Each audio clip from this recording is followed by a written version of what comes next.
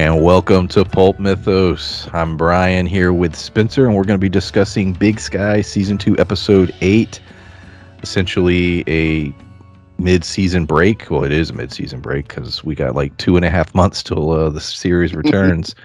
But yeah, we're going to dive into this episode. A lot did happen. It definitely set in motion a lot of things that obviously leaves you wanting more episodes. I'll give them that. It had a hell of a cliffhanger, and we're gonna start with the cliffhanger because okay, I don't want to sound insensitive. I don't want to sound like an asshole, but I Right. So texted Spencer. Yeah, I texted him immediately after I finished the episode or around that time because I was just like, oh my god, I laughed so hard at the end, and it wasn't because I would. Let me explain. It was so ridiculous that the timing of everything, that's what was killing me. Like I couldn't stop laughing because I'm like, get out of here. So Ronald, he escaped with Phoebe, and then he decides he's going to go check in on the office of Cassie and Jenny. Okay. And he just so happens to get there late at night, and it just so happens to be the time that Cassie's dad decides late at night to go fix to work on the the water. boiler. Yeah, the boiler room. Yeah, and it's just like, yeah, clearly that's the time I would do that. And just so happens that Cassie leaves, leaves him there. It was a little ridiculous, the timing. But Ronald is there with Cassie's dad, and here's a character that finally got a speaking role. He's had multiple scenes over the last 2 to 3 episodes, an actual storyline developing where he wants to buy a ranch, and we're getting all that, and then they say nope. Ronald kills him. Now, clearly, this is setting up where Ronald will be the main focus, I think, because Cassie clearly is going to want to go after him. So I'm fine with that. I'm not against him necessarily getting killed off, but it was the circumstance that it happened. It was just like the amount of coincidences for it to happen. It wasn't like Ronald targeted him or was going after her family. That would have been a little more interesting. It was just like, oh, wrong place, wrong time. And I don't know. That's why I laughed because I was like, "Get the fuck out of here!" Like when it happened, I was like, "There's no way." But Well, thoughts on the oh, and the last thing before you go, and then just so happens Wolf Legarsky knew exactly where Ronald was going to be. Now maybe he has a tracker in him. I don't know. I don't know how they'll explain that, but he just so happens to know where he was going to be, and he knocks him out. And I'm assuming we'll take him and Phoebe back to the dog compound. But yeah, the ending of the episode. well, yeah, and everything you said, 100%. But like and it's not even an issue. I just thought it was funny that the dad was in one, maybe two episodes in the first uh half of the season, or the first season rather, and then he comes back in this season, not even a relevant character, and then all of a sudden he comes back. He's like, I've missed you. And I'm like, well, where the fuck have you been? And then all of a sudden they start focusing on his character. And I knew something was up. I didn't know this is how it was going to end, but I'm like, there's no reason to involve him unless something either happens with her son or with him. So when it happened with him, I was just like, oh, okay. They just wanted us to get attached to him again before they killed him off, so that way we believe that Cassie would be hurt by it. And I'm like, he doesn't even have to be relevant or in any scenes for someone to be like, oh, her dad died. That made her upset. But that was ridiculous. And like you said, comes back to have a beer after, I don't even know what they were doing. They just come back and, well, let's celebrate. And I'm like, celebrate what? Getting the ranch, I guess. I I don't think it know. was getting the ranch. Yeah. Yes, but why the fuck are they coming back at 10 o'clock at night? Like, Well, even if you close on a house, it's not a it was the idea 14-hour that process. yeah, let's go back and I'm gonna fix the boiler late at Yeah. night by myself. I'm And she didn't think to just like, oh, I'll stay with you. And I guess maybe she needed to get back to her kid. I don't know. I don't know, but they were drinking, so that's a good sign too. Like, she just started drinking. What, did she hammer the rest of that beer on her way home to go see her kid, or did she? Like, When she got in the car. Yeah, yeah. that's a So good point. meanwhile, Dad's left to work on a boiling hot water thing that he doesn't know how to fix. Yeah, nothing could go Because wrong there. yeah, nothing could go wrong. So even outside of Ronald being involved, It was, and the whole door thing. Oh yeah, just must be something wrong with the door. And I'm like, wait a second. And that whole sequence, like I was dying laughing. I'm like, who the fuck can pull out a pocket knife and jimmy a lock? Like that's not how locks work at all. You don't know how Ronald operates, man. I know, man. He It would gets have it. been different had he like jammed the knife in there, popped the deadbolt off, anything. But for him to stick a pocket knife in the keyhole and able to jimmy the lock somehow, I was dying laughing because there's been no indication that he knows how to break and enter into people's houses. He basically was a truck driver who kidnapped people at truck stops. Like it wasn't like he was kidnapping people from their beds because he was trying to find people who were basically on the run, like 100%, somebody that nobody will miss. And so for that to happen that way and then just kind of, just be like, oh, okay. Not any lockpicking skills, not strength. He literally just grabbed out a pocket knife and busted it open.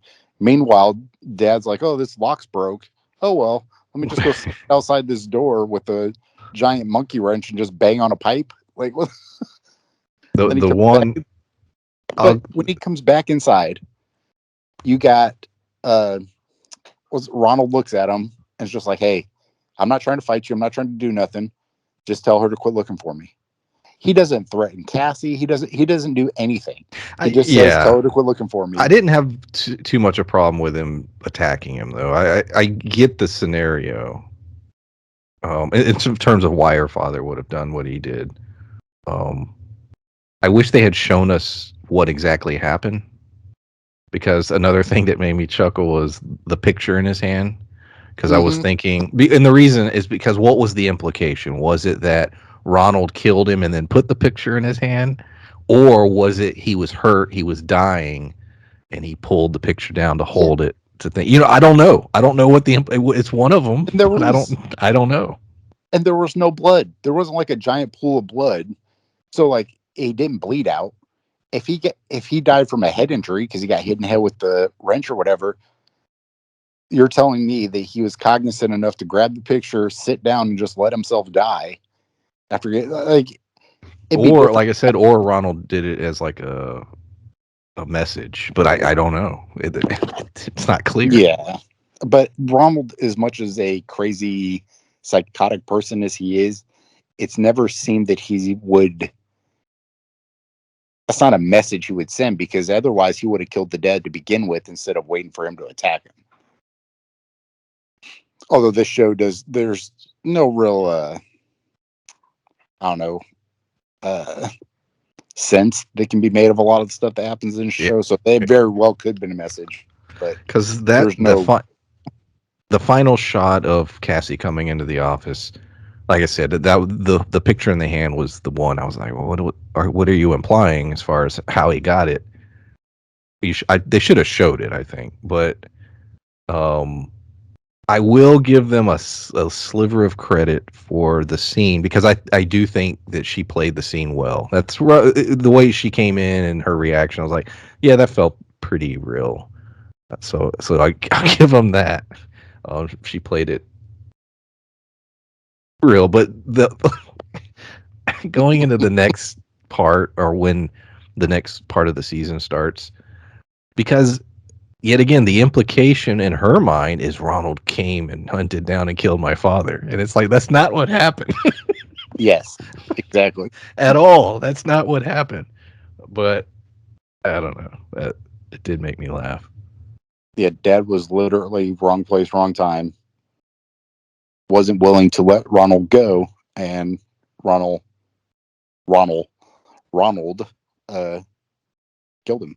And with what happened in the first season, with the mid-season finale with Rick and everything else, I'm not 100% sure he died.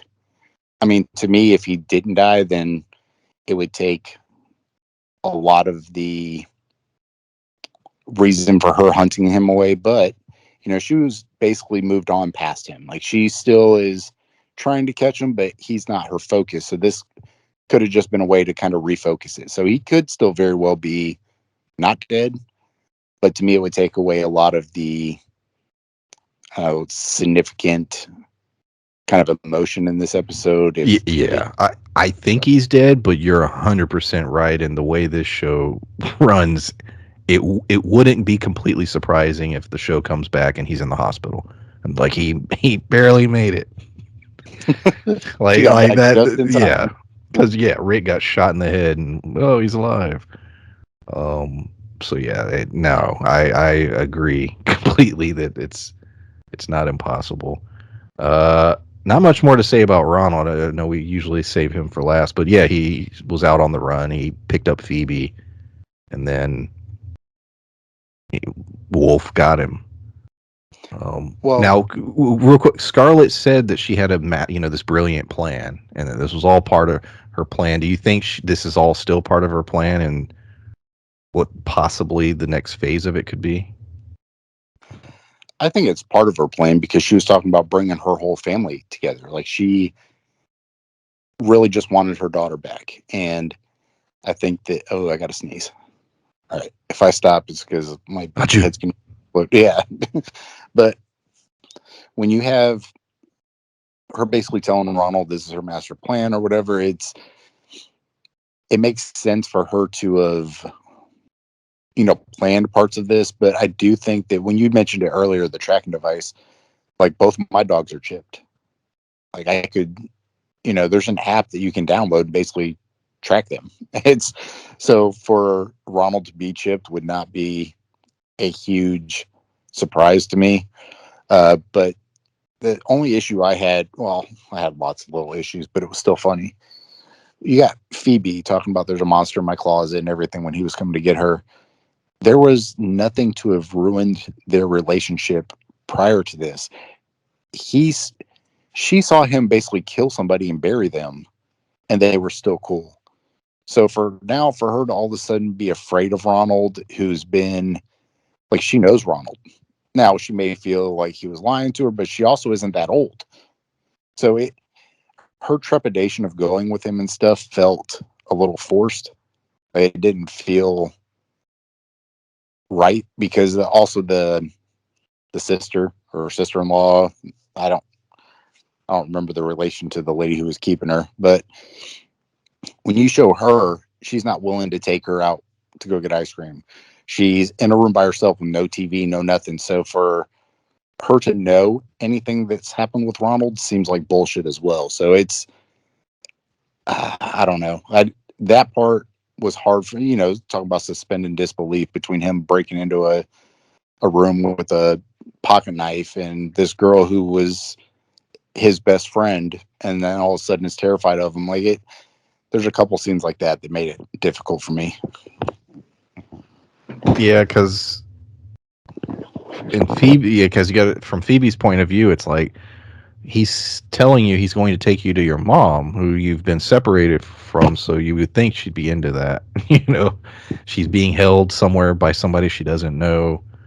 So yeah, her reaction was a little odd. But then like you said, they kept implying that she was overhearing conversations, and I guess they were like, syndicates after Ronald. Or I don't know what those conversations were, but she was saying that she knew that people were after him. Now maybe whether she was talking about the cops or the syndicate or whatever, I don't know. Yeah, because for her to be held captive by these people who she does not know, this person who she does know and knows that her mother loves him, he loves her mom, like all this stuff. So for me, regardless of whether people are after him or not, in my mind, a child would be super excited to see this person who she trusts, even if she was being lied to. Or like, he never lied to her. He did lie about killing somebody. It was a deer, but it's one of those things like he spent time with her, played games with her, did all this stuff, and their trust was never really broken between those two. So for him to walk in and be like, hey, I'm going to take you back to your mom, she would have no reason to not believe that. So for her to be terrified of being around him and stuff felt a little bit of a stretch as far as, a child's mind. But I mean, I understand they're trying to make it, add some tension where I didn't feel like there needed to be some added tension. And we have Creary just completely healed up and ready to go. You know, that was a storyline they just Yeah, wrapped up like instantly. It's like, no, his infection's gone. He's good.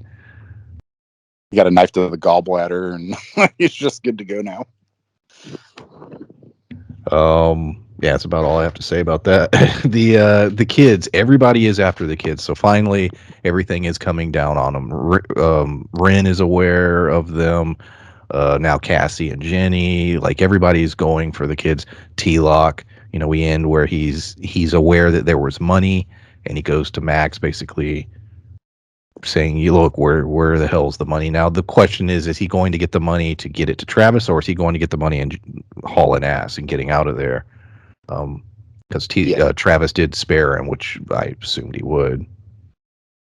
Well, I had a whole bunch of issues with that, and more so because not because he was spared. Travis, they're trying to make Travis out to be this, cop that. Well, that was another funny. We can jump. You talking about his reasons for what he does? Well, yeah.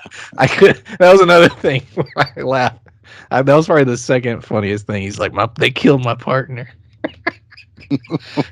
So everything he's been doing and he went off the grid, like he hasn't checked in weeks, and he's doing all this undercover shit because the cartel the Canadian cartel killed his partner, and he wants revenge. He's out for revenge. That was the greatest. Stone, and he took the name his name as a criminal is Stone. I was like, man, because he's rock hard, or I don't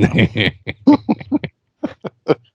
Vengeance makes him rock hard. I don't know, but it just that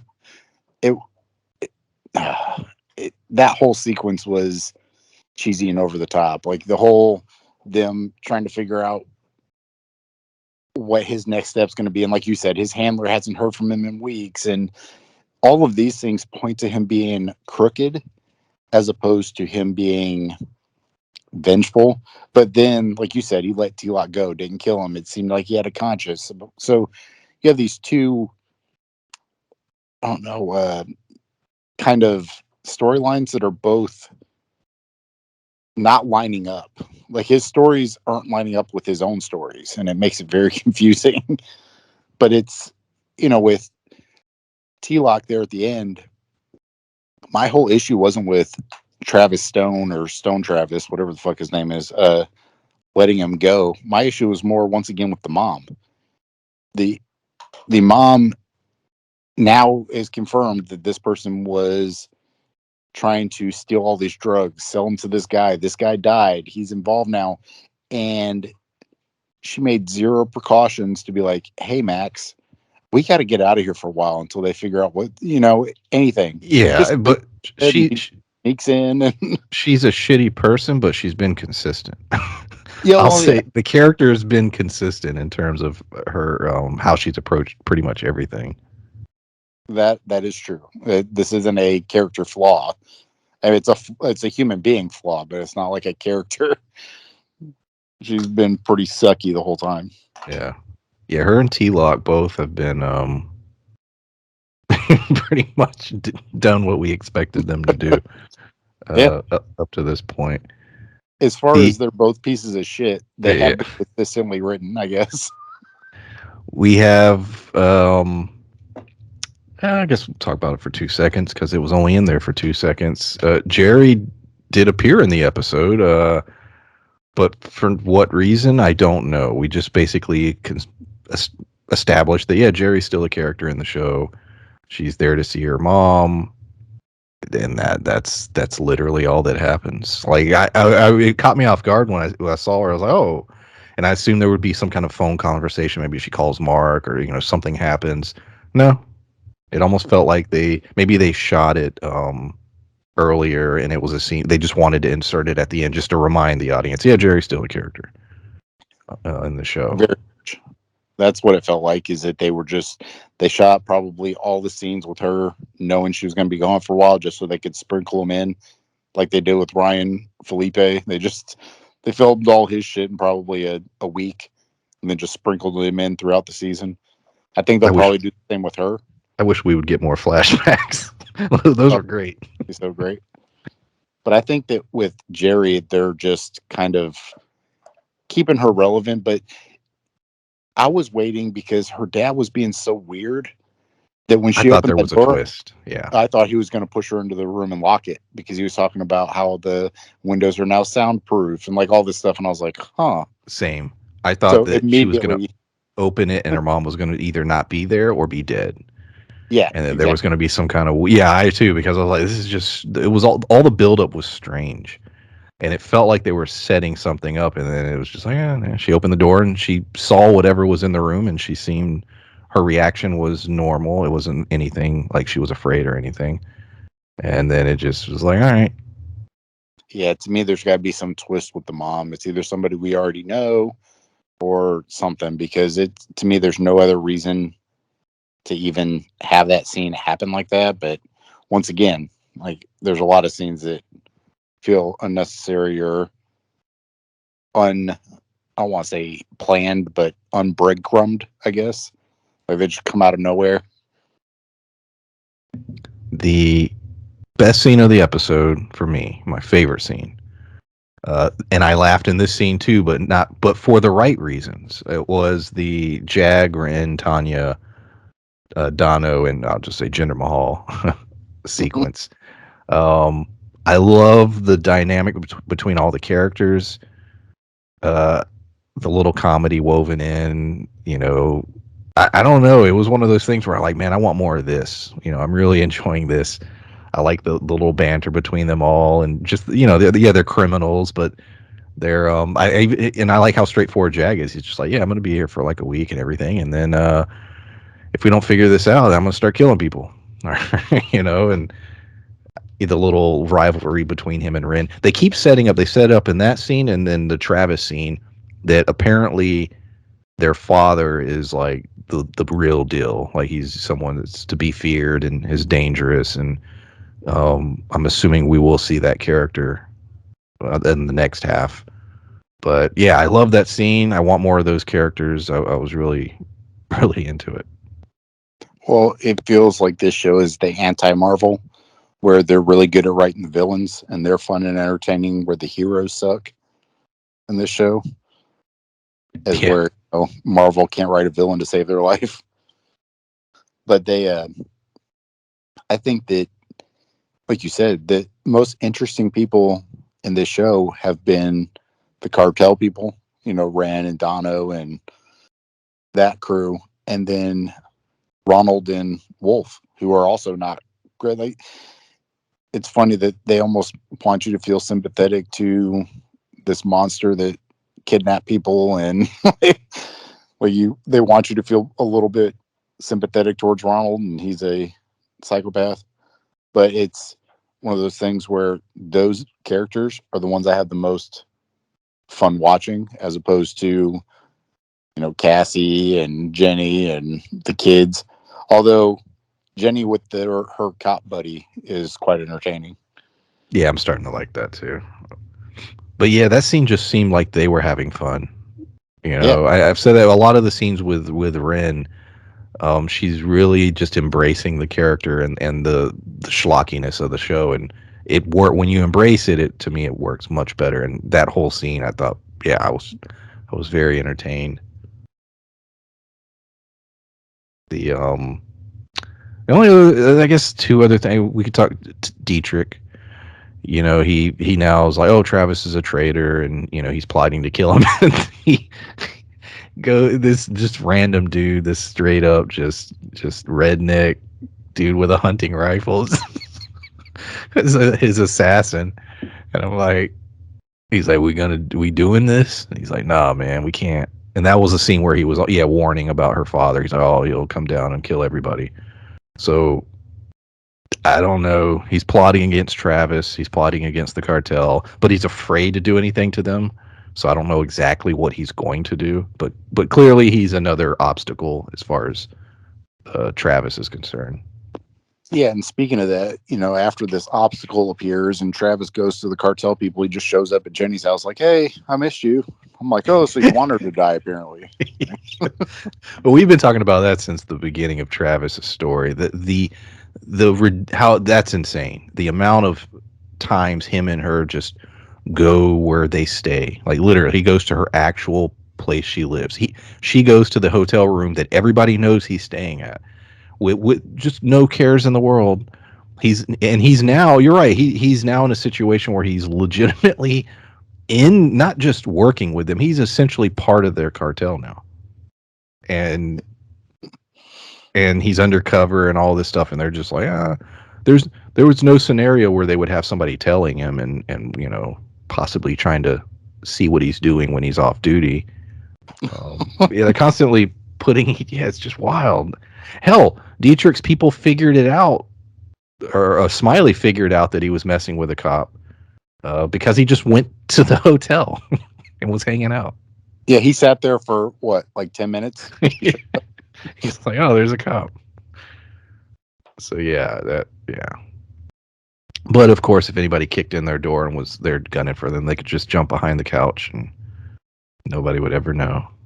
Oh no, it's a bed. They got to just hide next to the bed, and no one would ever find them. Let's see. That's about it. I don't have much. I mean, the only other character that had somewhat of a spotlight was Tanya.